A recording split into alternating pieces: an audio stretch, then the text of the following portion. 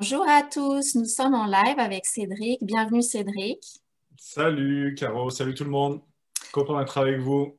Super contente moi aussi. J'avais eu l'occasion de t'inviter pour le format tiercé gagnant. Le premier, tu m'avais fait l'honneur avec deux autres personnes. C'est des vidéos qui sont encore vues, hein. Elles sont bien regardées. Donc, merci pour cette deuxième invitation, d'avoir accepté cette deuxième invitation. Trop bien. Aujourd'hui, on est là pour le deuxième rendez-vous. C'est un autre format que je vais cultiver tout le long de l'année, qui s'appelle Au cœur de la vie, le pouvoir de l'invisible. Il faut savoir que c'est une obsession pour moi, l'invisible est la source de toute vie. Et je sais qu'il y a plein de gens comme moi, comme Cédric, qui adorent aussi cette relation, qui ont développé une relation toute particulière à cet invisible. Et donc, je suis ravie de pouvoir les interviewer et de voir notamment pour Cédric aussi comment ça a pris aussi de l'espace et une certaine dimension aussi dans son travail. Donc, je vais te présenter sans plus attendre, Cédric. Toi, tu es coach, auteur, conférencier, tu es certifié en scan thérapeutique et tu es spécialisé en mission de vie et orientation professionnelle. Et tu es animé par la vision de contribuer à changer le monde grâce à l'éducation. Et tu es à l'origine d'un grand rassemblement francophone autour de la spiritualité et de l'énergie. Et tu proposes des consultations individuelles et des formations en ligne. Et j'ai eu l'occasion, moi, tout récemment, puisque c'était hier, ou avant-hier, Ouais. l'espace-temps, euh, de faire un scan flash avec toi que j'ai vraiment beaucoup apprécié. Donc, on va avoir l'occasion certainement d'en parler.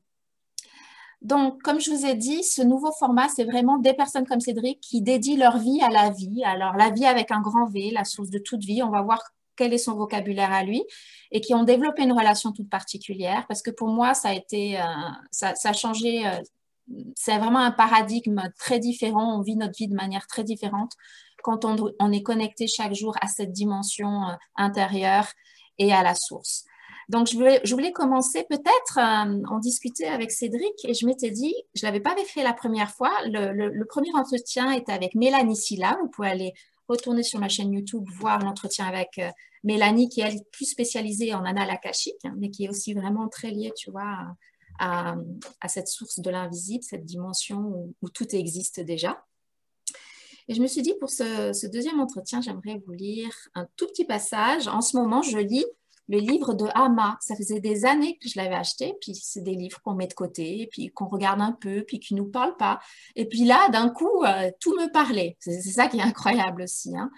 C'est souvent aussi le livre de Eckhart Tolle qui fait cette réaction. Il y a des gens qui le prennent, c'est pas le moment, puis 3 ans après, ils dévorent le pouvoir du moment présent.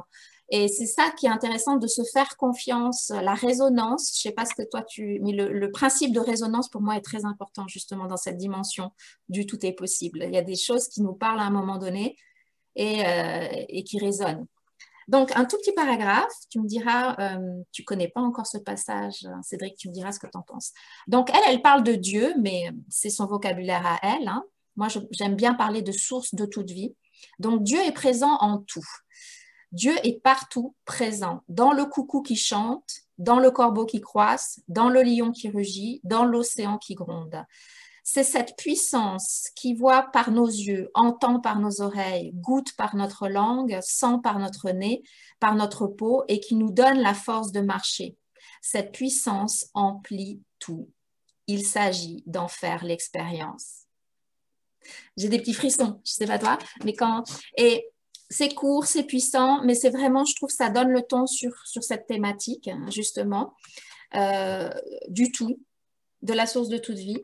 Et je demanderai à un moment donné aussi, peut-être si tu veux maintenant, Cédric, est-ce que toi, en ce moment, tu lis quelque chose? Qu'est-ce que tu lis? Est-ce que tu aurais aussi un passage autour de cette puissance invisible? Ouais, alors moi ça me fait pas des frissons, ça me fout les larmes aux yeux ce que tu viens de dire là, c'est tellement juste. Et, euh, et effectivement, on est tous un petit morceau de Dieu qui fait l'expérience de lui-même, incluant les galères, etc. et tout ce qu'on vit au quotidien. Alors ouais, je lis des choses. En fait, je reprends pas mal de livres que j'ai déjà lus, parce qu'il y a quelque chose qui m'a frappé. Je disais à Caro, juste en préparation de cette entrevue, j'ai plusieurs livres qui ont plusieurs sources différentes, mais qui disent tous la même chose. Je prends Conversation avec Dieu, La science de l'enrichissement, l'équation Dieu des frères Bogdanov, si vous aimez la science, c'est un bijou de pédagogie au niveau de tout ce qui est compréhension des plus récentes sur les maths, la physique, l'origine de l'univers, etc. Donc, il parle de qu'est-ce qu'il y a avant le Big Bang et compagnie. C'est passionnant. La magie de croire et les secrets de l'art perdu de la prière. Là, je l'ai en anglais, mais il existe en français maintenant, de Braden. Et en fait, pour répondre à ta question, Caro, j'ai repris ce passage-là. Alors, du coup, je vous le traduis en live, hein, donc vous m'excusez si ma lecture n'est pas hyper fluide. Donc, ça dit, si vous ne l'avez pas déjà fait, je vous invite maintenant à essayer ce mode de prière pour vous-même. Pensez à quelque chose. Donc là, c'est comme un exercice que... Voilà, on commence avec l'exercice. Pensez à quelque chose dont vous voudriez faire l'expérience dans votre vie. N'importe quoi. Ça peut être la guérison d'une condition physique pour vous ou pour quelqu'un d'autre, l'abondance dans votre famille, de trouver la personne parfaite avec laquelle partager votre vie. Peu importe ce à quoi vous pensez, plutôt que de demander pour que ça devienne présent dans votre vie, ressentez comme si c'était déjà arrivé.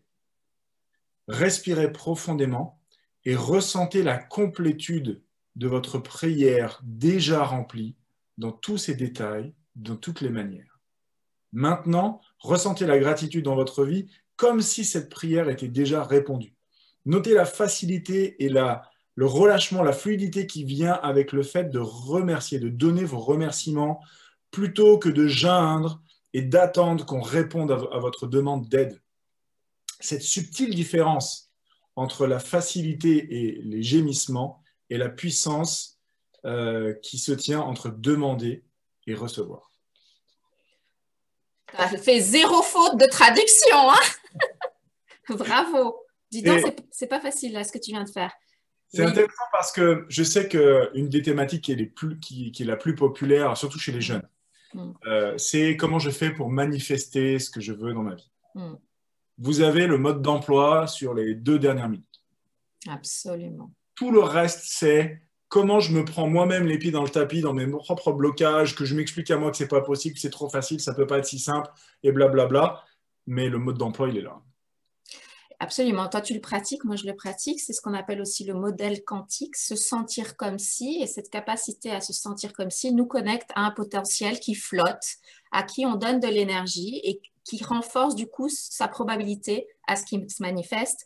Greg est un très bon ami aussi de Dr. Joe Dispenza. On parle des 3 amis, les 3 amigos, Bruce Lipton, Greg et Joe Dispenza. C'est les 3 amis qui, de manière différente, enseignent la même chose sur ce pouvoir quantique. Et c'est vrai que ce paradigme change tout. Comprendre qu'on peut danser avec cet invisible chaque jour, que l'imagination n'est pas un fatras qui est trop loin de nous, c'est une dimension qui semble moins palpable et qui, pour nos têtes analytiques, on a du mal à croire que c'est une sorte de réalité, mais c'est une sorte de réalité qui peut prendre réalité physique, effectivement, quand on cultive ces graines et quand on y croit et quand on y met cette foi. Et je dirais par rapport à ce que tu dis, et le frein, ce qui est génial, c'est que d'avoir des freins, ce n'est pas si problématique non plus pour moi, je dis souvent dans mes ateliers, parce que ça vous met le doigt aussi sur vos blocages et du coup, ça vous donne une opportunité de grandir en conscience. Et du coup, tout est bon finalement, parce que tout est information, tu vois. Donc, quand j'ai du mal à me projeter, je me dis, ah tiens, c'est marrant quand même, je ne me permets pas ça. Et du coup, ça me permet, en effet miroir, de me dire, tiens, qu'est-ce que je suis allée toucher là-dedans et tout ça. Génial, ben, très bonne entrée matière, Greg. Et justement, j'ai 3 questions pour toi avant qu'on aille sur des questions intuitives, hein, plus intuitives. Et puis, on verra si on a des questions aussi des personnes qui sont en train de nous regarder. Donc, restez avec nous et vous pouvez déjà commencer à peut-être mettre des questions en commentaire.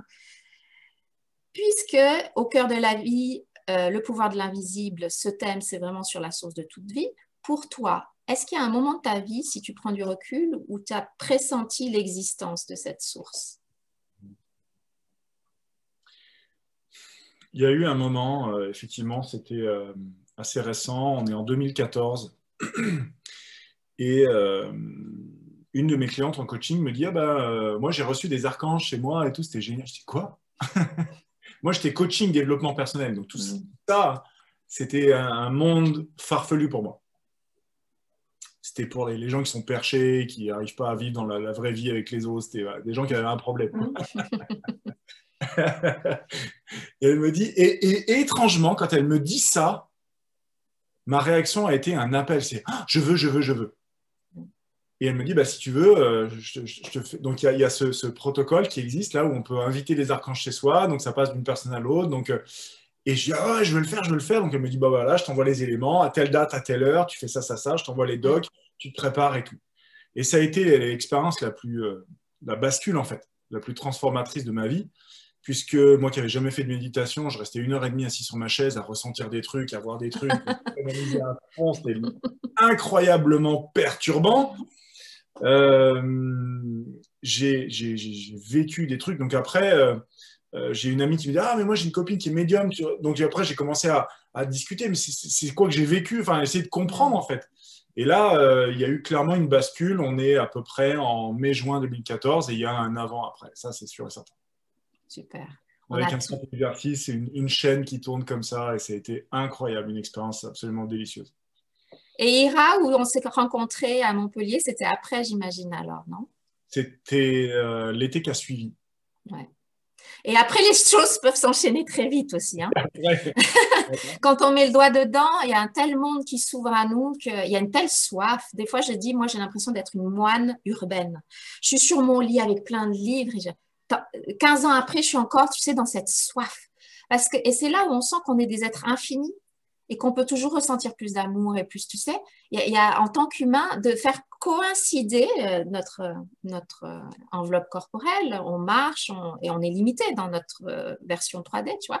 Et il y a cette âme que tu appelles l'âme, en tout cas, qui a une soif infinie, elle est infinie l'âme, donc souvent, je dis aussi à mes participants, quand vous sentez une insatisfaction, finalement, c'est pas mal, parce que c'est vraiment l'âme qui dit, tu es tellement plus grand que ce où tu es là, vas-y, aspire, vas-y, ouvre-toi, ouvre-toi, ouvre-toi. Il y a quelque chose qui a une soif, et je trouve que c'est très sain, parce qu'on est tellement grand à l'intérieur, on est tellement infini, moi, par exemple, la relation, parler, c'est quelque chose qui me nourrit énormément. Tu vois, échanger sur des sujets comme ça me nourrit énormément. C'est infini ce que l'on peut ressentir comme connexion. Et donc, merci beaucoup. J'aime beaucoup les histoires personnelles. Et puis, à partir de ce moment-là, autour de 2014, comment tu as commencé à développer cette relation? Effectivement, en allant, par exemple, quand je parlais de Ira, parce qu'on est entre nous, mais il y a d'autres personnes qui nous écoutent, Ira Osen, et Ira, je te ferai passer la vidéo pour te montrer qu'on a parlé de toi, parce qu'on a beaucoup aimé avec Cédric ce moment. Et moi, j'avais adoré ton énergie, Cédric. C'est aussi des stages où il y a moins d'hommes. Et quand ils sont ouverts, comme ça, les femmes sont tellement preneuses. On est là, on est tellement content que vous soyez là aussi, parce que c'est souvent beaucoup de femmes qui sont attirées par ce genre de choses. Et donc, c'était un séminaire sur l'intelligence du cœur. On avait fait au moins 4-5 jours, hein, quelque chose d'assez intense. Hein. 4 jours, ouais. Et donc, à partir de ce moment-là, comment tu as continué à développer cette relation à cette source invisible? Ça s'est vraiment fait cas un cas par des rencontres, des expériences, des choses comme ça, mais c'était un peu perturbant parce que j'ai eu des opportunités d'être happé dans d'autres choses. Et donc, en fait, c'est resté dans ma vie, mais de façon complètement annexe. Ouais. Et j'ai plutôt bombardé des opportunités d'affaires, j'ai monté plein de sociétés en cours de route, etc. Et j'ai laissé ça de côté. Ensuite, ça m'a rappelé à nouveau, je me suis retourné un petit peu dedans. Donc là, j'ai commencé à me dire, bon, plus méditation. Ah, mon corps ressent des choses, mais qu'est-ce que c'est que ça? Qu'est-ce que ça veut dire? Pourquoi? Donc, je ressentais des choses sans avoir aucune idée de ce que ça voulait dire, ni quoi en faire. Après, je retourne dans le monde du business. Et puis là, ça me rappelle. Donc, tout ça, il se passe 5-6 ans. Hein. Ouais. J'y vais pas, j'y vais pas. Mais de temps en temps, voilà, je m'offrais une formation sur l'intuition, sur le magnétisme, sur ressentir l'énergie de je sais plus quoi. Voilà. Bon, bref, voilà, de temps en temps, je me payais un stage, un week-end, un truc. J'ai fait une deuxième fois le stage de Ira d'ailleurs, 2-3 ans plus tard avec mon épouse. Donc ça s'est fait vraiment en pointillé le temps que mon mental capitule et qui dit bon, bah, allez, maintenant, on arrête de tourner autour du pot. Tu vas gagner du temps, ce serait pas mal. Et voilà, et aujourd'hui, en fait, je me régale. Et ça a été le temps d'assumer aussi. D'assumer, tu sais, moi, je viens de l'industrie, de la vente, du commerce, du business. J'ai joué au football américain pendant plus de 10 ans. J'étais dirigeant, entraîneur en équipe nationale. Enfin, Ouais. il y avait tout un passé qui n'était pas spécialement la transition la plus facile. Et puis, à un moment donné, je dis, oh, tu sais quoi, peu importe. Et il y a beaucoup plus de choses qui se passent quand on dit peu importe, plutôt qu'on s'attache à savoir ce que les autres vont penser de nous ou ce genre de choses.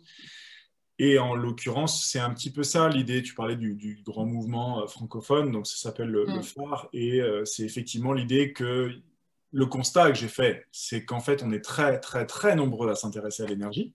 Ouais. Mais on est très, très, très nombreux à se dire qu'on va passer pour des fous si on en parle aux autres. Sauf que les autres se disent la même chose que vous. Et c'est en fait... ah, j'ai vu une publication à toi sur Facebook, mais je savais pas que tu t'intéresses à l'énergie, parce que moi, du coup, je m'intéresse. Et en fait, les gens, ils envoient parce qu'ils se sentent moins seuls. Ils disent, ah, mais si même lui, etc. Enfin, et l'idée, c'est qu'en fait, c'est un rassemblement de gens qui s'intéressent à tous ces sujets-là. C'est la même chose que toi, tu fais, Caro, de ton côté. Et dire, mais vous n'êtes pas seul du tout, en fait, les copains. Et venez, on en parle ensemble, en fait. On papote, on échange, on discute, on se retrouve. Et voilà, on partage quelque chose, quoi. Mais franchement, j'ai l'impression qu'il y a plus de gens qui y croient et qui s'y intéressent que l'inverse, quoi. Et moi, quand je conduis des visualisations, et toi aussi, je sais que tu le fais, je sens que les gens sont beaucoup plus réceptifs qu'il y a 10 ans. C'est comme si l'énergie avait changé. Ils sont absorbés très vite. Et puis très vite, ils se livrent. Ils disent, waouh, hier encore, je faisais quelque chose comme ça en ligne. Personne me dit, waouh. Donc, c'est génial de voir qu'il y a plus de réceptivité, plus d'ouverture, moins de croyances limitantes sur ça, vraiment. Et quand tu vois, tu sais, des gens comme Alexandre, je ne sais plus comment il s'appelle, il y a plein de personnes qui ont fait des comas, qui sont sortis du corps, des scientifiques qui écrivent maintenant. Du coup, ça aide aussi à un certain milieu, tu vois, à s'ouvrir à ça. Parce qu'il y a de plus en plus de littérature sur ça. Le champ quantique et la physique quantique aide beaucoup aussi. Par exemple, Philippe Guillemont, tu vois, qui est chercheur au CNRS, qui te dit que le pouvoir de l'intention, ça augmente les probabilités qu'une chose se passe et il te l'explique bien, la double causalité. Il y a des vulgarisateurs comme ça qui font que tu te dis, ouh là là, mais je passe à côté de la magie là, c'est pas possible.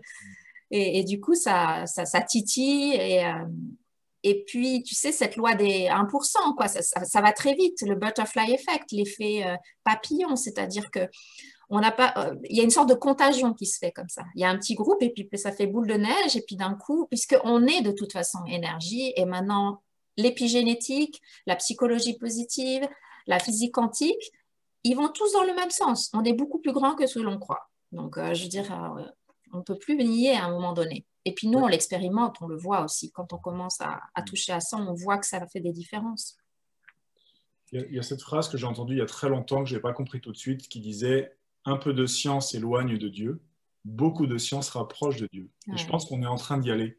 On est en train de faire des progrès au niveau de la science, de la compréhension de la physique, mais même encore en ce moment, ces dernières semaines, la fameuse paradoxe d'unification de la physique entre la physique déterministe, cause et conséquence, et la physique quantique, et ces deux mondes qui n'arrivent pas à se brancher, ils sont en train de, pas à pas, d'arriver à... Ah, mais en fait, on dirait qu'ils sont à ça, d'arriver à brancher les deux ensemble.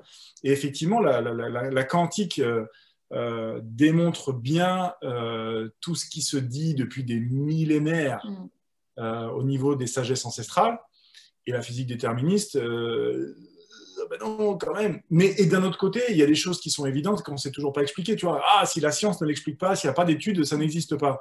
Il n'y a aucune étude qui explique comment la gravité fonctionne. Ouais. Ils sont encore en train de se poser la question. Le magnétisme, personne ne sait d'où vient cette source d'énergie-là. Il n'y a personne au monde qui est capable de l'expliquer. Donc, c'est parce que la science ne l'explique pas que ça n'existe pas. Et comme tu dis, je pense que le grand public est de plus en plus ouvert et prêt. Il n'y a qu'à voir les rayons des librairies. Je ne parle pas des boutiques ésotériques, mais vous allez à la Fnac. Quand j'ai acheté mes premiers livres de développement personnel, on est en 99, 98 peut-être. Il y avait une colonne entre la psychologie et le machin. Il y avait 19 références. Et maintenant, il y en a des kilomètres carrés. Il y en a de partout. Une méditation, des mandalas, la psychologie, comme tu dis. Les gens s'intéressent et ils ont soif. Et je trouve que les choses vont vraiment dans le bon sens. Donc, ne pensez pas que vous êtes seul dans votre coin à vous intéresser à ce que Caroline vous propose. Non, non, pas du tout, en fait. Vous êtes loin d'être seul. Loin, loin, loin d'être seul. Ouais. On est des milliards aujourd'hui à s'intéresser à ça, mais on est encore en train de dire est-ce que c'est normal? Est-ce que je suis fou? Est-ce que... Mais la génération qui arrive derrière va être absolument exceptionnelle. Ouais. Tu le vois avec tes enfants, non, aussi, Ouais. peut-être? Ouais. Ma fille de 11 ans me disait il y a quelques jours oh là là, papa, c'est fou, hein. L'autre fois, j'étais parti en trottinette comme ça et j'ai mon mental qui commençait à me raconter des trucs. Oh, j'aurais vraiment cru que c'était moi. Hein. Tu vois, le niveau de conscience qui est installé, Ouais, c'est génial. C'est ouais, absolument génial. ouais, j'adore. Et toi, tu aimes cette source de toute vie? Moi, j'aime l'appeler source de toute vie. Tu as un nom pour elle en J'ai pas de problème à particulier? l'appeler Dieu. Tu aimes l'appeler Dieu? Ouais, ouais, je dis Ouais, juste que c'est pas le Dieu qu'on trouve dans les églises et dans la Bible. voilà. Ouais, ouais. Mais c'est pas le même, en fait. Mais Mhm. voilà. Je me suis retrouvé à avoir une discussion avec les témoins de Jéhovah qui s'étaient pointés chez moi. M'expliquant que le Dieu vengeur qui juge et qui punit, je lui dis, moi, je suis pas Ah. OK. C'est comme pour vos enfants, vous punissez vos enfants. Et bien, je dis, oh, je Ouais. dis, arrête. Moi, mes Mm. enfants, ils ont 11 et 14, je les ai jamais punis de ma vie. Mm. Voilà. Donc, on croit effectivement pas au même. Ouais, et puis c'est ça, c'est d'être dans vraiment la bienveillance, que c'est des réalités parallèles, tout ça. Et il n'y a aucun jugement, on vit chacun notre vérité et chacun contribue à l'évolution des consciences. Comme tu disais très joliment en début d'entretien, tu disais on est une expression de Dieu. Et moi, j'adore aussi rappeler ça dans mes ateliers. Je dis, vous vous rendez compte, mais c'est incroyable. À la fois, on est un produit, entre guillemets, et à la fois, on collabore à changer l'univers. Hein. C'est Bruce Lipton qui en parle très bien avec son expérience du chocolat et comment chaque expérience rajoute, hein, tu sais, une dimension à l'univers. Je dis, mais moi, des trucs comme ça, moi, je trouve ça fantastique de se dire, on n'est pas tout petit. L'univers entier est en nous, nous sommes des hologrammes. Quand tu commences à comprendre ça, tu sors de la victimisation et du mental et tu te fais rattraper, on se fait rattraper et on en ressort plus vite et on se fait plus rattraper parce qu'on se faisait rattraper il y a 10 ans et d'apprécier le chemin, comme tu dis, bah, toi tu as mis plus ou moins 6 ans, mais c'était le chemin qui était parfait juste pour toi et moi j'avais un autre chemin, il y en a qui vont plus vite sur le papier, mais ça ne veut pas dire grand-chose parce que pour moi, je rassure toujours mes participants, c'est ma croyance fondamentale, à tout moment on est dans notre vérité. Il ne peut pas en être autrement puisqu'on est déjà la grandeur qu'on recherche.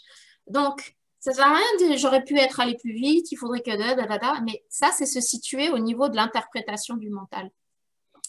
Donc, je trouve très rassurant de se dire qu'à tout moment, on est dans notre vérité, à tout moment, on fait au mieux. Et là, tu es dans quelque chose d'expansif, quoi. Mm. Donc, toi, tu l'appelles, tu aimes bien l'appeler Dieu. Moi, j'aime bien l'appeler source de toute vie. Ah ben, on va passer maintenant à la deuxième. Les personnes qui sont en ligne, n'hésitez pas à nous laisser dans les commentaires des questions pour Cédric parce que dans 10 minutes, on va pouvoir lui poser quelques questions.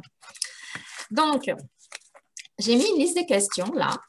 Et puis, comme justement, on croit tous les deux, et ceux d'entre vous peut-être qui nous regardez croient aussi dans le pouvoir de l'invisible, on sait avec Cédric que ce que je vais piocher, je vais être sa propre main, sera juste parfait parce qu'on laisse faire justement la source, toi tu l'appelles Dieu.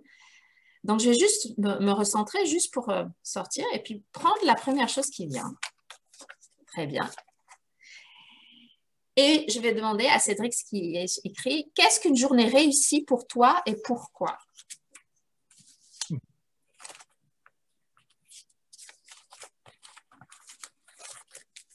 J'ai longtemps cru qu'une journée réussie, c'était une journée productive. Je dois bien avouer qu'aujourd'hui, une journée réussie, c'est une succession d'instants présents dans lesquels je me sens bien. On est d'accord. Voilà. Et Ça, c'est ouais, pour ça que cette question, il y a plusieurs questions, tout en fait tourne autour aussi de l'invisible et de deux paradigmes différents. Tu sais, Wayne Dyer, je suis sûre que tu as vu son film The Shift, non? Non? Alors, si jamais, trouve-le, c'est vraiment un docu-fiction où tu as Wayne qui interprète des bouts de vie de plusieurs familles, tu vois. Et l'idée, c'est de shift. Tu les vois, si tu veux, avant le paradigme, avant d'avoir compris des choses, et après. Et le sous-titre de The Shift, c'est From Ambition to Meaning, de l'ambition au sens. Et comme tu dis, on est éduqué pour souvent plus un paradigme d'ambition, de rôle. Hein. On doit être productif. Une journée, c'est avoir réussi de décrocher un projet. Et c'est OK. Hein. Mais souvent, c'est pas basé sur le ressenti intérieur. C'est plus sur le résultat, le output extérieur. Et effectivement, la vie nous apprend que le bonheur, c'est avant tout une expérience intérieure. Et la psychologie positive nous apprend qu'une fois que les biens vitaux sont couverts, l'argent ne fait aucun, même peut être un problème à notre bonheur. Donc, comme tu dis, c'est vraiment des moments présents et de se sentir bien au fur et à mesure de la journée. Et souvent, je parle aussi dans mes ateliers de fragmenter. Vous allez au yoga, comment je peux vivre ce moment au lieu d'être déjà sur le prochain moment et tout ça. La journée nous donne de tellement grandes opportunités à tout moment d'être dans le cœur, d'être dans la gratitude de ce que l'on fait, de ce que l'on a choisi de faire. Et souvent, nous, on est tellement actifs dans notre mental qu'on perd ce moment-là. Moi, une journée réussie, c'est vraiment le degré de connexion. C'est une dimension, tu sais, c'est du coton, c'est quand tu médites, tu as ce sourire et puis tu es en bliss totale. Des fois, quand je médite dans la nature, je me dis, les gens, s'ils me regardent, ils me doivent prendre pour une tarée, quoi. Ils doivent se dire, mais à quoi elle pense, tu sais. Et donc, cette connexion à soi, mais cette connexion à toi comme maintenant, c'est cette relation à la nature, c'est cette vie intérieure qui me dit que j'ai passé une bonne journée ou pas. Est-ce que je me suis pourri la vie et que je suis passée à côté? Ou est-ce que j'ai plané, j'étais connectée à moi, aux autres, j'ai découvert des choses. L'apprentissage aussi, j'aime beaucoup apprendre, tu sais, cette soif dont on parlait là. Alors, comme j'ai pris beaucoup la parole, justement, une journée réussie, est-ce qu'il y a autre chose qui te vient? Je crois que c'est vraiment, c'est devenu aujourd'hui vraiment plus une posture d'observation. Je disais, je me sens bien, mais à quel niveau? Est-ce que je sens que la tâche dans laquelle je me lance, est-ce que je me projette et que ça va me faire plaisir de la faire? Est-ce que cette tâche s'inclut dans un fluide, dans un projet dans lequel c'est fluide? Et en fait, c'est vraiment en permanence me poser la question, est-ce que c'est aligné, etc. Et tu vois, là, ça faisait 2-3 jours que mon énergie était pas négative, elle était juste ralentie. Et hier soir, j'étais quasiment à me poser la question, mais c'est quoi le sens de tout ça? Tu sais, voilà, j'étais en train de simplement me mettre en veille et j'avais le sentiment de m'éteindre.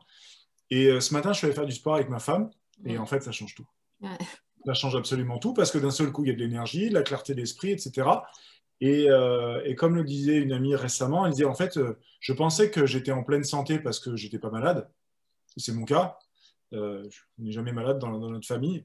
Mais ça ne veut pas dire qu'on n'a pas besoin d'une activation métabolique du véhicule physique terrestre pour avoir des perceptions plus claires, plus affûtées. Voilà, notre véhicule, effectivement, si on ne fait pas la vidange, on a beau avoir une bagnole très très chère, si on ne fait pas la vidange, à un moment donné, si j'ai pas le temps de faire la vidange, à un moment donné, la réalité va nous rattraper, quoi. J'ai pas le temps de faire le plein, j'ai la réalité, voilà. Et donc, en fait, si on prend pas soin de notre véhicule, effectivement, les journées sont pas les mêmes. Et après, vraiment, vraiment, c'est plus une question de remplir l'agenda avec des tâches, de la production ou une quelconque notion de performance. Ouais. C'est vraiment devenu beaucoup plus est-ce que j'ai pris du plaisir? Est-ce que c'était fluide? Si ça ne l'était pas, qu'est-ce que je peux changer pour que ça le devienne? Et de se laisser porter, il y a 2 jours, je me sentais comme porté par une vague qui m'emmenait en avant comme ça. Et je dis, ah, c'est vraiment kiffant, quoi, de se sentir porté par quelque chose. Mais c'est aussi parce qu'on met son attention à dire, OK, elle est où la vague? Et c'est comme un surfeur, quoi. Il ne part pas n'importe quand pour surfer sa vague. Et ben, c'est un peu la même chose. Il y a observer, attendre, et hop. Et puis c'est d'accepter qu'il y a des effets de vague aussi. Absolument. Ouais. La vie est cycle. Et que j'ai réalisé dernièrement, je te disais aussi que l'ancrage est quelque chose d'important pour moi parce que moi, je download, j'ai beaucoup d'idées, mais j'ai compris qu'il fallait que ça redescende aussi dans le corps et que ça s'exprime notamment par ces vidéos et des choses comme ça. Et l'alignement dont tu parles, moi aussi, c'est ma vie en fait. Je suis dédiée à l'alignement. Pourquoi? Parce que tu peux je parle d'autodétermination. Chaque jour, tu peux t'autodéterminer, c'est-à-dire, OK, il y a ça qui t'est présenté, comment tu te positionnes? Mais pas dans un sens leadership ou agressif, c'est vraiment d'être en lien avec soi pour savoir est-ce que ça c'est bon, est-ce que je dis oui, et il y aura des frottements. Et merci les frottements, parce que comme on sait, grâce à ces frottements, ces tensions, ça nous donne l'opportunité de choisir et d'utiliser notre libre arbitre. Et du coup, des fois, on est rattrapé. Et une autre chose que j'ai réalisée, c'est que, écoute, je me suis assise, j'ai eu 51 ans en octobre dernier, je m'assois là, il y avait je sentais une sorte d'insatisfaction. Et comme j'ai l'habitude de ressentir, j'ai dit, OK, maintenant tu t'assois et tu fermes les yeux et c'est quoi le truc là? Et vraiment, ce qui m'est venu, c'est je prends tout.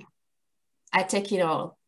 Et ça a été une libération, tu peux pas je prends tout, là, l'insatisfaction, et vraiment ça a été libérateur parce qu'on a tendance à dire, ah là, je suis moins bien, pourquoi? Mais dans le moins bien, il y a la clé du bien. Et très souvent, quand je me fais récupérer aussi, je me rappelle les moments de bliss que j'ai quand je me marche au bord du lac ou tout simplement les trucs de ouf qui se sont passés quand je médite ou quand je suis avec des amis. Et puis de suite, ça me permet de sortir du blablabla. Bla, bla, bla. Mais c'est un apprentissage. Mais c'est tellement bon de voir qu'on a cette capacité sans cesse de grandir en conscience et qu'on se laisse moins rattraper et que quand on se laisse rattraper, on est bienveillant avec soi. Et là, c'est vraiment ce que j'appelle une vie affirmative. Vivre une vie affirmative. C'est-à-dire où c'est toi, où tu dis un grand oui et même quand tu es à genoux, tu es capable de dire que c'est un grand oui parce que tu sais derrière qu'il y a beaucoup plus grand et qu'il y a une foi et que tu vas te relever. Et ça, c'est pas toujours agréable. Et Tony Robbins aussi qui le dit très bien. Hein. Votre problème, c'est que vous ne voulez pas vous sentir dans l'inconfort. Et une fois que tu as compris que dans l'inconfort réside aussi beaucoup de choses, moi, je trouve que moi, ça m'apaise beaucoup aussi. Je vais me recentrer pour une deuxième question. Pour toi.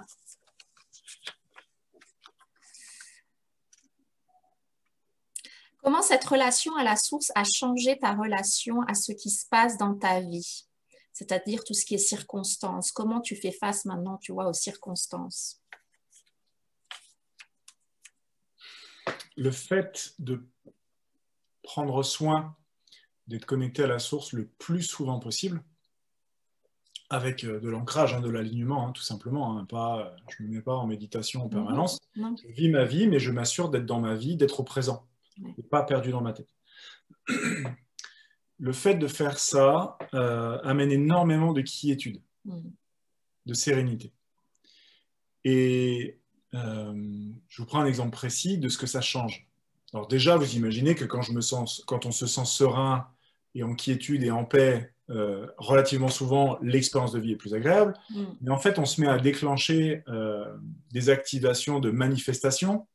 Certains appellent ça la loi de l'attraction. Moi, je préfère pas l'appeler comme ça parce que c'est pas une loi où on attire, c'est une loi à partir de laquelle on crée. C'est une loi de création, en l'occurrence, mais disons le mot manifester que je trouve mignon et très sympa.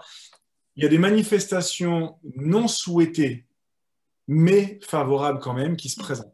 C'est-à-dire qu'on se met à matérialiser des choses dans notre vie qui nous ramènent, qui s'alignent en fait avec le sentiment de quiétude. Un exemple précis, on décide de partir en week-end avec ma femme. Comme on est sur le point de déménager au Canada, on avait commencé à vendre plein de trucs, incluant la grosse voiture, donc on n'avait pas de voiture. Donc je dis, on va se louer une voiture pour le week-end, on part à Lyon, etc. J'arrive, et puis, problème avec ma carte passe pas, nanana, mon autre carte n'était pas avec moi, bref, il faut que je retourne chez moi, donc je perds une heure, la dame, elle me dit, je suis désolé, mais machin. Je dis, ok, ainsi soit-il. Je rentre chez moi, je reviens avec l'autre carte. Elle était tellement mal, et plutôt que de faire une scène, de lui expliquer que j'avais raison, qu'elle avait tort, de taper du poing sur la table, si c'est ça, j'annule tout, plutôt que de partir en cacahuète, aligné, serein, je reviens, très bien.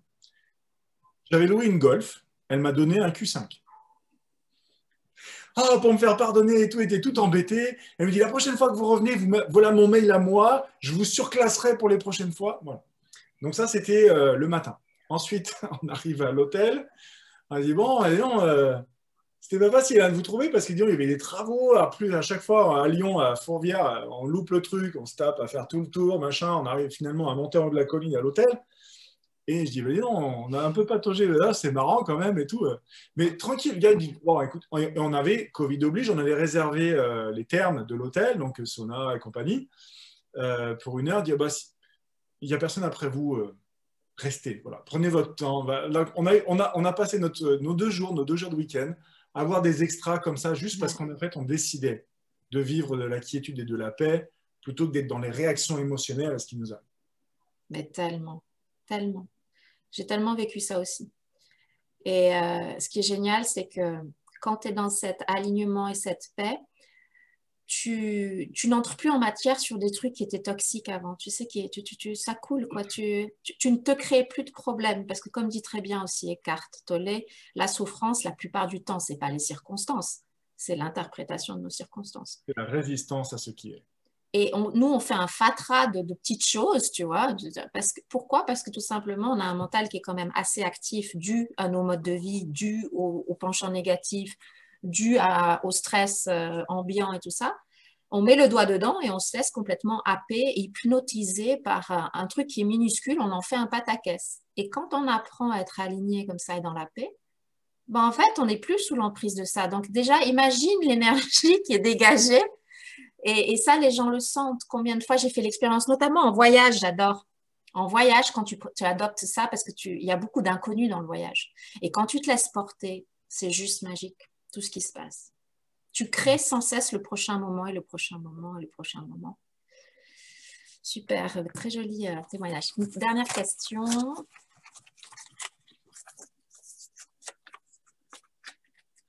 Ta plus grande révélation sur toi? Elle est arrivée il n'y a pas si longtemps. J'avais le sentiment de plafonner dans ma vie, d'être bloqué par un truc. Et d'un seul coup, j'arrive chez mes parents, je sors de la voiture et bah, révélation, je la prends, mais en pleine tronche.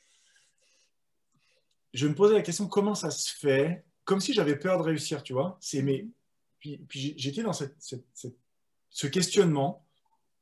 Qu'est-ce qui m'empêche de libérer ma puissance Et là, d'un seul coup, boum, je télécharge cette idée qui me dit, en fait, tu as peur de ton ego. J'ai peur que si j'ouvre ma puissance, je devienne un sale connard, arrogant, égotique, supérieur. Et en fait, j'avais la trouille de ça. Et je m'aperçois, je le vois souvent en séance, en scan, c'est les gens qui ont de la puissance et qui ont bossé sur leur conscience, de mental, ego, conscience, tu vois, sur la dissociation, cette dissociation-là, et qui ont de la puissance sous la pédale. Ça arrive très souvent qu'en fait, on se plafonne justement parce qu'on se dit, si j'ouvre ça, mon ego, j'ai peur que mon ego prenne la main et fasse de moi quelqu'un que je détesterais être. Et la réponse que je leur donne à chaque fois, parce qu'en fait, c'est la réponse qu'on m'a donnée, donc du coup, c'est la réponse que je leur partage aussi, c'est ça n'arrivera pas. Parce que tu as cette vigilance vis-à-vis de ton ego, parce que tu sais l'identifier quand il se pointe, ça n'arrivera jamais. Donc, ouvre ta puissance et avance, sois en paix, quoi. Avance avec ça et tu verras, ça n'arrive. Et effectivement, d'un coup, tu ouvres et putain, l'expérience de vie, mais tout s'expanse à une vitesse et à une vitesse dans la progression, mais aussi dans l'instantané. C'est-à-dire que du moment où j'ai eu cette prise de conscience, j'ai dit, OK, bon, bah, je peux être pleinement moi-même à 100% et envoyer, mais c'est chaque jour des bonnes nouvelles. C'est un truc de fou. Génial. Je demande aux personnes qui nous regardent si elles ont une question. Pour l'instant, je ne crois pas qu'il y ait de commentaires, à part un bonjour de Yannick Desmur. Je ne sais pas si tu connais Yannick. Bien sûr. Yannick, est-ce que tu aurais une question pour Cédric? Si jamais, mets-la. Et sinon, entre-temps, peut-être, parle-nous un peu du scan. Je pense que c'est très lié aussi, puisque comme j'ai dit, les gens que j'interviewe en général, ce sont des gens qui, à un moment donné, sont venus à l'intégrer dans leur vie aussi professionnelle, tu vois, et ça a été ton cheminement aussi, où c'était, entre guillemets, au début, purement du coaching, hein, des systèmes qui sont plus proches de la gestion de projet, tu vois. Non, pas de question, Yannick, pour l'instant. Et puis, alors, s'il n'y a pas de questions, Yannick, dis-nous ce que tu as particulièrement apprécié dans cet échange. Je te mets à contribution pour mettre un petit peu des commentaires. Et Cédric, donc, oui, Parle-nous un peu du scan. J'ai trouvé très intéressant l'expérience que tu m'as fait vivre et je pense que les choses vont s'accélérer et on va vers des modes de guérison et de réalisation. Parce qu'avant, ma mère a fait 10 ans de psychanalyse et c'est génial. À l'époque, ils nous ont ouvert la porte, tu vois. Maintenant, la psychanalyse, avec tous les outils qu'on a, psychocorporels et tout ce que tu veux, réactiver le passé, c'est sûr que ça a moins de bénéfices qu'il y a 20 ans où c'était très novateur, tu vois. Mais maintenant, tous les psys sont pratiquement formés en psychocorporel, ils ont développé une boîte à outils de ouf, et on va vers, comme le scan aussi, des choses qui sont plus rapides, qui sont plus, tu vois. Parle-nous de ce scan. Le scan thérapeutique a été, euh, c'est une méthodologie qui a été formalisée par Laurent Marchand. Il a, à partir de ses propres expériences dans l'énergie, il a mis au point quelque chose qui est absolument pas un don, un talent ou une compétence particulière. Enfin, si c'est une compétence que ça s'acquiert, mais vraiment, tout le monde peut apprendre à faire du scan. Le scan, c'est ressentir l'énergie des gens. Et à partir de ce qu'on ressent dans l'énergie de la personne qui est en face de nous, on en extrait les informations et on partage ces informations-là. Donc, ce n'est pas de la canalisation, c'est du ressenti avec l'énergie de la personne qui est en face de nous. À quoi ça sert? Ça sert essentiellement à déterminer, à découvrir quels sont les potentiels à l'intérieur de la personne. Est-ce que ces potentiels sont pleinement exploités ou pas? Et s'ils ne sont pas exploités pleinement, il y a un delta ici qui manque, c'est quel est le nœud qu'on pourrait défaire et comment on défait le nœud pour que le potentiel soit pleinement exploité. Et qu'ensuite, en exploitant pleinement ces potentiels, donc il y a les autorisations, etc., les freins, les blocages, les machins. Une fois que j'enlève tout ça, eh bien je kiffe ma vie, quoi. C'est je prends ma place, je m'épanouis, je me sens bien, voilà. Donc c'est vraiment qu'est-ce qui m'empêche de vivre une vie vraiment plaisante finalement? Eh ben, c'est des blocages qui sont dans l'empêchement de l'expression de mon potentiel. Et finalement, quels sont mes potentiels? Quel est le blocage et comment le défaire? Ces trois informations. Et on sait qu'il y a la matière qui est portée par l'énergie, qui elle-même est organisée par l'information qui est sous-tendue en dessous. Donc en fait, on va dans l'énergie pour aller chercher l'info, et ensuite on remet ça, on verbalise, et on partage à la personne. Voilà, ok, donc il y a une histoire de relation, une histoire de légitimité, blablabla. Là, on enchaîne tout simplement, et on va vers le partage d'une information qui dit, bah voilà, pour te libérer de ça, tu as juste à faire ça. Et derrière, on propose ce qu'on appelle des portes de sortie, c'est-à-dire des petits exercices de mise en application relativement simples qui ont pour objectif essentiellement d'être facile à mettre en œuvre et être gratuit.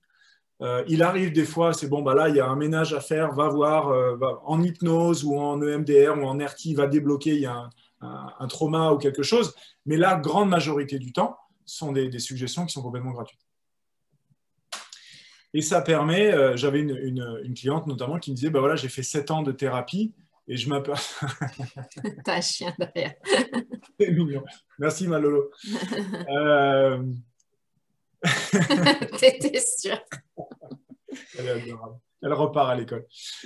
Et elle me disait, voilà, j'ai fait 7 ans de thérapie et finalement, en 1 heure de scan, j'ai fait 10 fois plus, quoi.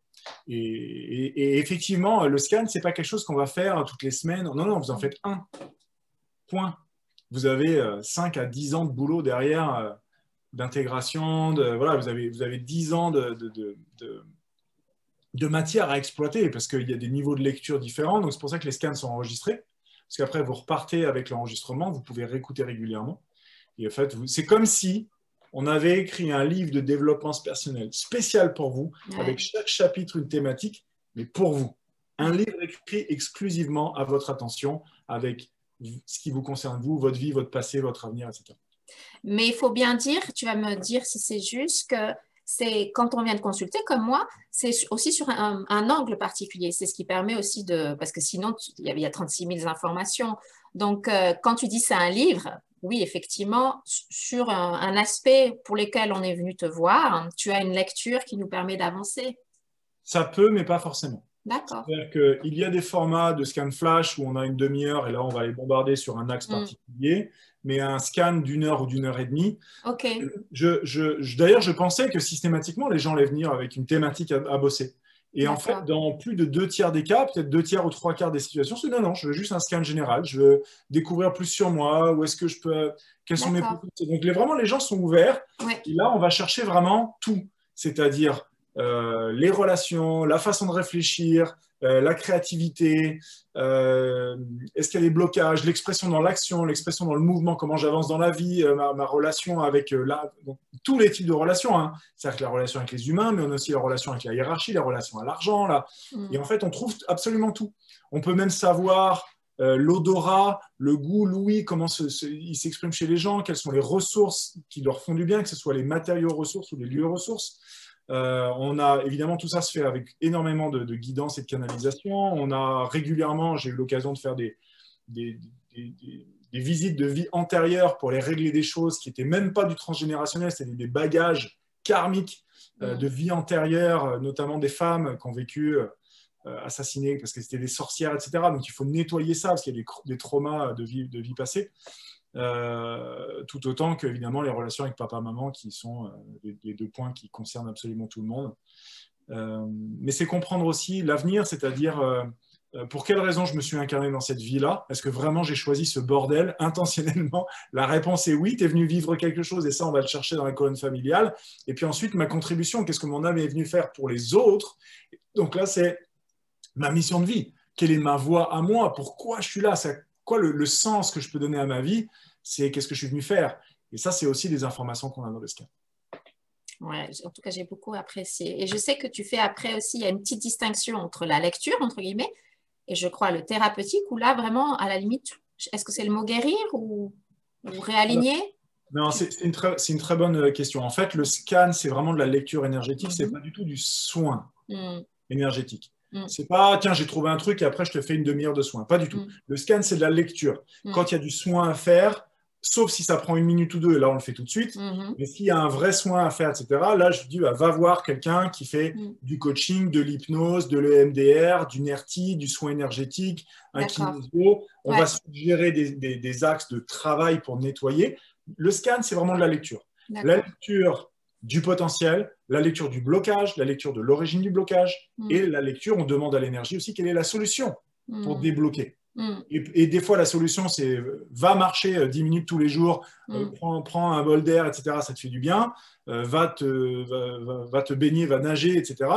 Ou va faire un soin, connecte-toi avec les plantes. Enfin, c'est très, très souvent des choses extrêmement simples, mais c'est toujours dans la lecture. C'est-à-dire soit dans l'énergie directement, soit on canalise les infos pour dire, bon ben voilà, on me dit que c'est parce que ça, du coup ça vient de là. Ok, donc ce serait quoi la meilleure solution pour Caroline? Ok, donc ils me disent qu'il faudrait que tu fasses ça. Voilà. Et des fois, tu nous partages des outils aussi parce que tu es très aussi productif en outils parce que ça fait des années que tu fais des vidéos et tout ça. Et puis, tu as une belle boîte à outils et du coup, tu nous permets d'avancer par nous-mêmes en faisant Ouais. certaines pratiques. Ouais, exactement. En fait, on a des outils de nettoyage pour libérer des liens, des énergies qu'on porte en nous, qui sont plus à nous, etc. Vraiment pour se libérer énergétiquement de liens d'attachement. On a des outils qu'on propose. Donc moi, j'ai vraiment recréé des capsules vidéo pour chacun de ces outils. Et en fonction de ça, avec l'enregistrement du scan, j'envoie les outils aux gens pour qu'ils puissent bosser. Donc ça, c'est dans les recommandations qui sortent. Chaque scan se termine avec une ordonnance, si vous voulez. Alors, ça, tu fais cet exercice-là 3 fois par jour. Ça, il faut que tu penses à aller voir tel pro pour faire ça. Tiens, voilà, il faut que tu penses à faire du vélo. Et donc, il y a une liste d'exercices de mise en application. Et ensuite, les gens partent dans leur vie avec une to-do list, quoi, finalement, avec, OK, je sais exactement comment régler mes trucs. Et après, ça appartient à chacun de le mettre en application ou pas. Super. Responsabilité. Yannick nous fait un commentaire. J'aime beaucoup l'explication de Cédric sur l'ego. Ça m'interpelle, peut-être un sujet à travailler pour moi. Et puis, est-ce que tu aimerais partager une pratique? Tu as déjà lu donc un passage de Greg sur la prière. Est-ce que ça te dirait de partager quelque chose qui est faisable, facilement faisable, en lien avec justement cette source de l'invisible? Ouais, effectivement, je pense que le mieux, ça serait de refaire un pont par rapport à ce qui est proposé. Et le passage que je vous ai lu tout à l'heure, donc regardez le début de la vidéo du replay si vous avez zappé ce passage-là. notamment si vous avez pris le direct en cours de route, mais c'est effectivement, je sens qu'il y a vraiment une quête. J'ai longtemps cru qu'en fait, c'était les jeunes qui étaient feignants et qui voulaient gagner de l'argent sans bosser, et qui voulaient tout avoir, tout cadeau. Mais en fait, je crois que c'est plus profond que ça. C'est plus élevé que ça comme intention. C'est, encore une fois, il y a la physique déterministe, il y a les causes et les conséquences, il y a ce que je vais obtenir à partir de mon travail, mais il y a une autre façon. Et cette façon, elle est juste, c'est la façon quantique d'aborder les choses. Et donc, si je veux obtenir quelque chose, si je veux faire l'expérience de quelque chose en particulier dans ma vie, que ce soit la santé, le couple, le travail, l'argent, les relations ou quoi que ce soit, eh bien, j'ai juste à m'imaginer que c'est déjà fait. C'est ce que disait Greg Braden dans le passage que je vous ai dit tout à l'heure. Mais, comme vous l'a dit Caroline très justement, il ne faut pas croire que l'imagination vient de vous. Lisez Conversation avec Dieu de Neil Walsh. Il le dit très très bien. Il dit, mais Dieu dit à l'auteur, mais l'imagination, tu crois qu'elle vient d'où? Qui te file les idées? C'est quoi l'inspiration de l'imagination? Ça vient d'où? Précisément, ce sont des idées que vous téléchargez. Donc, c'est intéressant parce que quand vous téléchargez une idée, c'est bien Dieu qui vous file l'info, mais en tant que sous-ensemble de Dieu, en tant que petit morceau de lui, vous avez le même pouvoir. Dieu a fait les hommes à son image, pas à son image, à sa ressemblance en l'occurrence. Et à sa ressemblance dans le sens, on est comme lui, pas physiquement, c'est pas un vieux barbu assis dans un nuage, c'est qu'on a le même pouvoir à l'intérieur, c'est-à-dire que notre intention, qui effondre les possibilités quantiques, comme tu disais tout à l'heure, que nous explique Philippe Guillemont, effondrer une possibilité quantique, c'est-à-dire qu'il y a toutes les possibilités, je décide d'en effondrer une, c'est-à-dire de la rendre concrète, quand toutes les autres restent des potentiels. Et donc, effondrer une possibilité quantique, ça se fait avec l'intention, c'est-à-dire, j'imagine, moi je suis en train de bosser à me redresser mes dents sans appareil en ce moment. Wow. J'imagine que j'ai mes dents du haut et du bas qui sont parfaitement alignées et que je passe ma langue à l'intérieur des dents. Et quand je fais ça, je sens mes gencives qui travaillent. Et donc, alors évidemment, là, les dents du haut sont plutôt bien, mais les dents du bas, elles sont un peu comme ça. Et quand je passe ma langue sur mes dents en ce moment, je sens qu'il y a une bosse au milieu, il y a un crochet. Mais je n'ai pas besoin d'utiliser ma langue physique. J'imagine que j'utilise une langue en énergie qui passe sur les dents du bas qui sont parfaitement lisses. Et je me sens reconnaissant que ce soit arrivé. Je crois que c'est... comment elle s'appelle? C'est Marianne Williamson. Ou c'est Oprah Winfrey. Oprah Winfrey qui disait on a fini par découvrir que la gratitude était finalement la puissance, le pouvoir le plus puissant de tout l'univers. Ressentir la gratitude à l'avance est la chose la plus puissante qui existe dans l'univers. Et en fait, c'est ça, parce que c'est ça qui permet de créer. Je me souviens d'une histoire d'un gars qui visite des gens, donc on est sur le territoire nord-américain, qui visite des Indiens autochtones. Et le gars dit bah tiens viens avec moi et tout, donc il dit, bon ils vont en haut d'une colline, il dit mais qu'est-ce qu'on fout là? On va appeler la pluie. T'es sérieux? Ça existe vraiment la danse de la pluie? Il dit ouais, sauf qu'on ne danse pas. Et donc en fait le mec se met à un endroit particulier, donc en haut d'une colline, donc il devait y avoir des croisements de lignes telluriques ici, il s'assoit au milieu, il se passe rien du point de vue de l'observateur citadin qui connaît que dalle.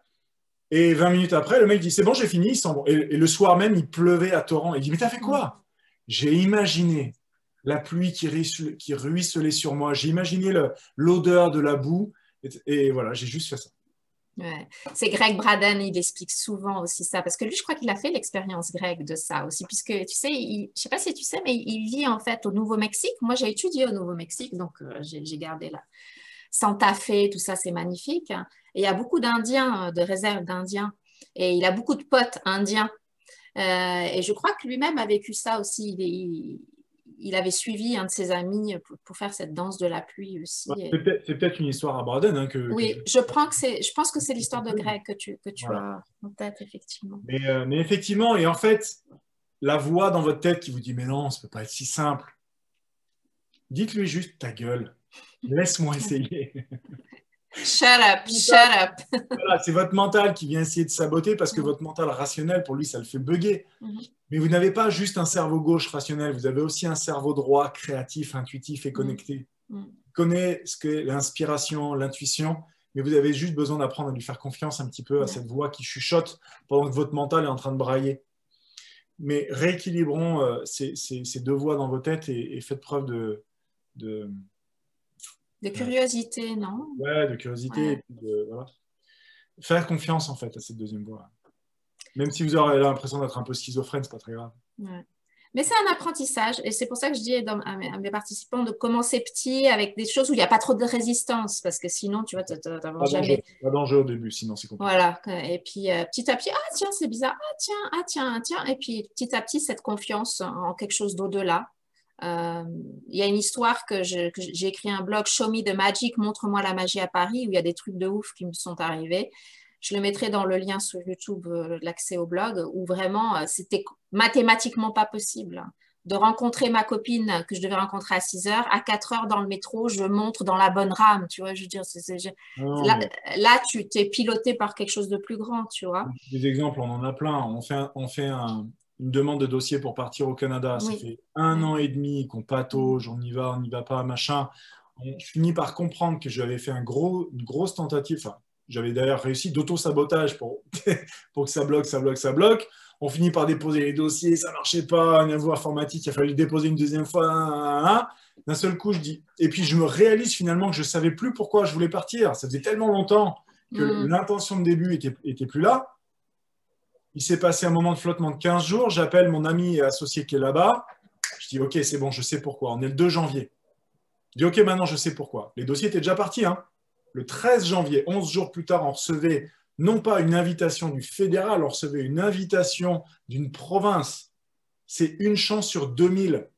C'est un dossier sur 2000 qui est invité par une province plutôt que par le fédéral. Et c'est ce dossier-là qui sort. 11 jours après avoir dit, OK, maintenant, je vais bosser à manifester le Canada. Maintenant, je sais pourquoi. Donc, maintenant, on y va. 11 jours. La puissance de la conscience. Mettre son dévolu, tu sais, mettre son dévolu sur quelque chose et le ressentir comme déjà. Est-ce que tu veux nous proposer une petite pratique pour nous mettre en situation?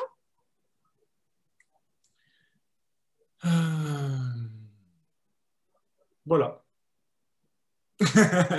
C'est ce que je viens de faire. Essayez de refaire ça chez vous. Ouais.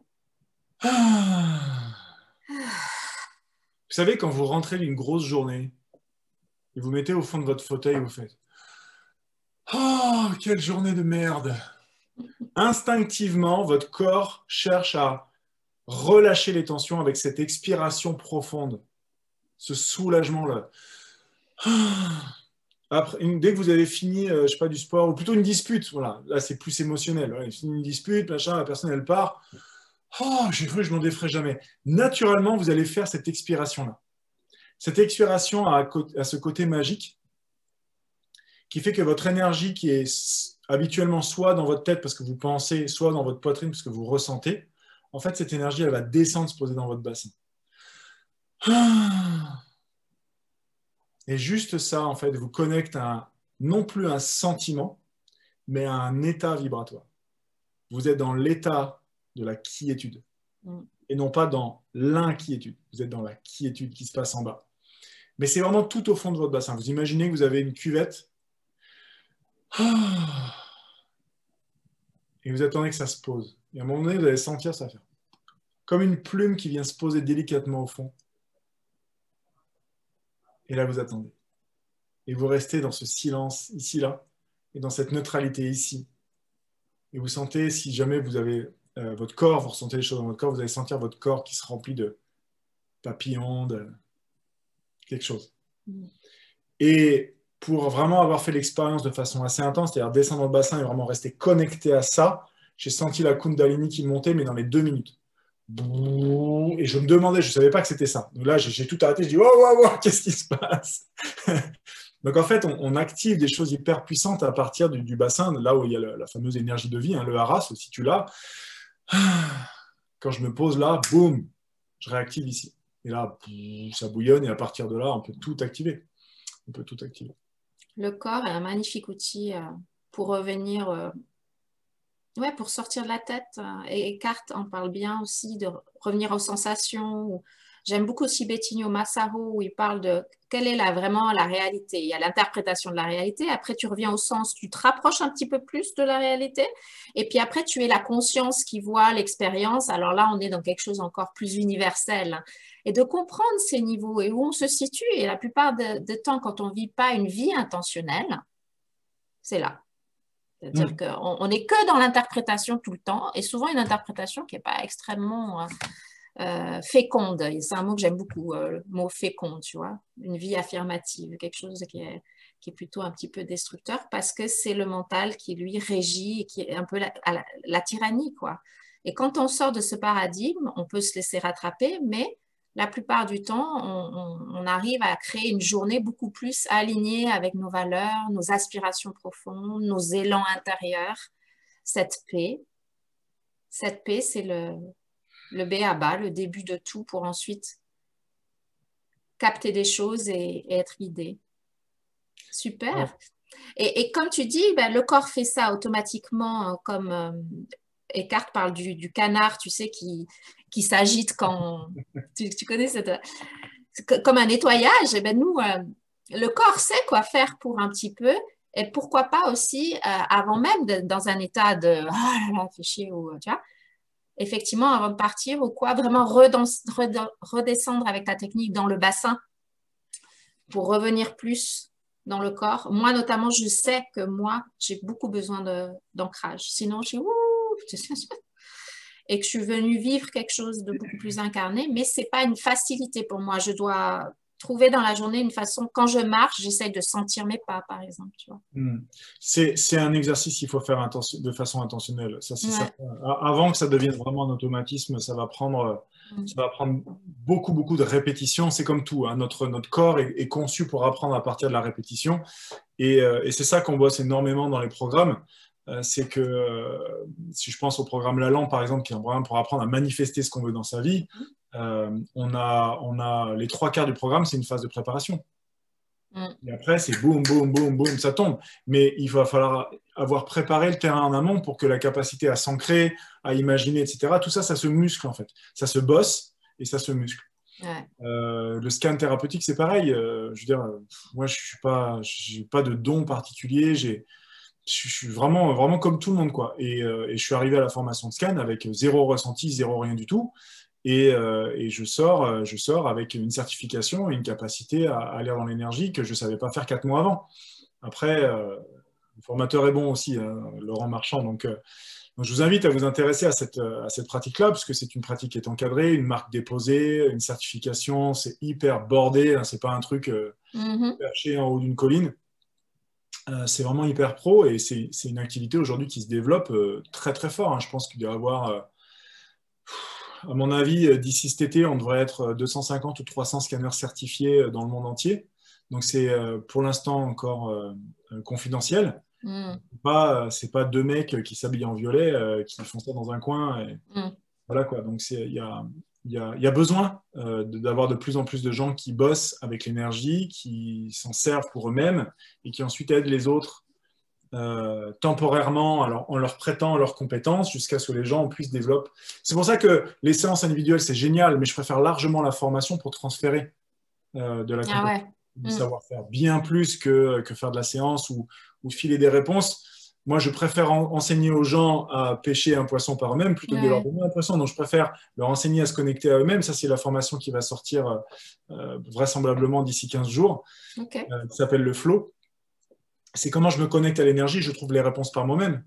D'aller avoir besoin d'aller voir des gens qui font du scan, par exemple, pour avoir les réponses, autant communiquer avec vos ailiers à vous directement. Hein. C'est plus intéressant, je trouve. Super, Cédric, merci beaucoup.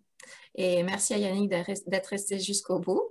Et on va clore ce deuxième rendez-vous. Donc, ceux qui nous ont pris en cours, hein, je vous recommande de reprendre depuis le début. La vidéo reste sur cette page Facebook. Elle sera en plus sur ma page YouTube, donc n'hésitez pas. Si vous n'avez pas vu le premier rendez-vous, c'était Mélanie Silla qui nous parlait des annales akashiques et de son parcours aussi, ça peut être intéressant. Puis moi, plus ou moins, je vais faire un rendez-vous par mois sur ce sujet-là. Donc, il y aura toute une playlist d'ici la fin de l'année sur ce sujet-là. Donc, encore un grand merci à Cédric et je vous souhaite une bonne journée à tous et on reste en contact. Merci beaucoup, Cédric. Grand plaisir. À tout bientôt. Ouais.